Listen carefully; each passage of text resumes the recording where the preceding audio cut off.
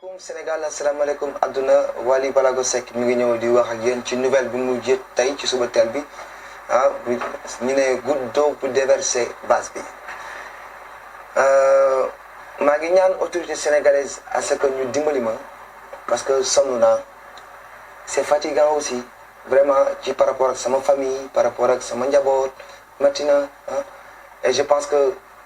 war nañ ci mën a def jéego.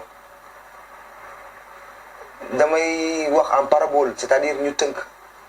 depuis 2016 wala fin 2015 la gëj a génn wax ci lu mel nii wala wax maa ngi def silence rajo rek mais trop c'est trop aussi day mel ni à ce que sax man liñ may reproché dafa am lenn lu may ragal non aw ma lu ma ciy ragal parce que man musuma bokk ci association ni lobby mel ci de près ou de loin lobby boobu ngeen di tudd muy borom lobby ñaari tur yi musuma bokk ak ñoom musuma bokk ci ñoom. du ma tudd seen tour nag di def promotion bi sax comme ni ngeen koy defee ñenn ñi ci Sénégalais yi du ma ko def musuma lekk seen xaalis bugguma seen xaalis te duma ko lekk ilaa yow mi diin yàlla teral na ma maa ngi sant yàlla. beneen bi ci topp mooy métti na métti boo xamante ni léegi sax dañuy yebal ay nit ñu ñëw ba sama kër ñu dañuy dugg par force bu leen gardien yi téye ñu xeex ak ñoom dem wu ci certificat médical yóbbu ma ci yoon y a même pas 10 jours dem naa wuy ji. bi ñu naan dama dem wuy ji affaire oto c'est faux dama demoon wuy ji parce que dafa am ku ma par kenn dafa ñëw doon xeex ak sama gardien man fekkee ma yëguma tiinuma bu xeex ak gardien à un moment donné dafa mujj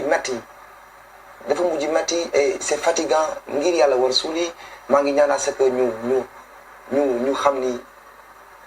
doomu jullit laa dama am njaboot te à partir d'aujourd'hui permettre tuma quiconque ak ku mën a doon ak foo mën a nekk ngay wax ci man sama der bi di ci teg lu ñaaw soo ko defee dina la yóbbu ci yoon te dès demain am na citation yi dem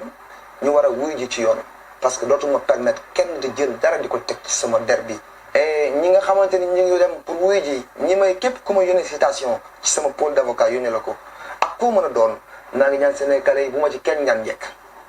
parce que bu ñu jël sama der bi di ci ma traité du n'importe quoi di dal sama kaw di ma wax du n'importe quoi ñoom ñëpp xam nañ ma te kenn du ci wootee défendre. donc bu ma ci kenn ñaan njëkk lu ma yoon may ma jël loo xamante ni man yëguma ko fekkewuma ko melawuma ci de près ou de loin li xew tey man teguma seen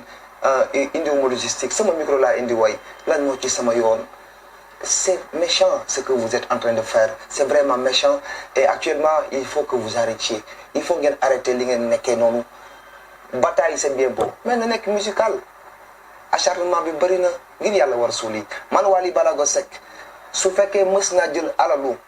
ñooñu ngeen di tudd wala lu bi farmason wala ku mu mën a doon maa ngi ñaan yàlla na ma yàlla atteeg ñi ma koy waxal ci barki Seydina Muhammad baalu ma leen ko tey baalu ma leen ko ëllëg su fekkee nag mës naa ko def wala dama koo doon yàlla na ma yàlla weer ci nu mu gën a gaawee ci barki yonent bi wasalaam maa ngi jégalu ndax wax neexul surtout nag wax yu mel nii dafa sax nekkul sax suma nature mais à un moment donné trop de silence day nuru leneen quoi je suis vraiment désolé maa ngi ñaan autorité sénégalaise ñu jàppale ñu parce que ñun artistes yi ay porteurs de voix lañ mais sonn nañu trop on est vraiment fatigué wasalaam